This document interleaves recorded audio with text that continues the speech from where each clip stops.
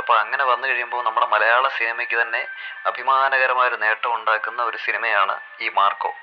അതിവിടുത്തെ ചലച്ചിത്ര പ്രേമികളും അതുപോലെ ചലച്ചിത്ര രംഗത്ത് പ്രവർത്തിക്കുന്നവരും നടന്മാരായാലും സംവിധായകരായാലും എല്ലാവരും ഇത് ഈ സത്യം തിരിച്ചറിയുക. അവർ ഇതുവരെ ചെയ്തുകൊണ്ടിരുന്നതൊന്നുമല്ല സിനിമ.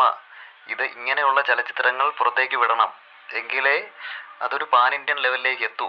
അല്ലാതെ ഇവിടെ നമ്മൾ പറയുന്ന പോലെ പാൻ ഇന്ത്യൻ എന്ന് പറഞ്ഞതുകൊണ്ട് പാൻ ഇന്ത്യൻ ആകില്ല.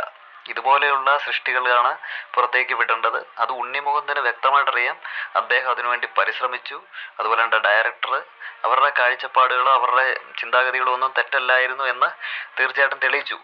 അതുകൊണ്ടാണ് ഈ സിനിമ ഇങ്ങനെ ഒരു വലിയ ഹിറ്റിലേക്ക് പോകുന്നത്.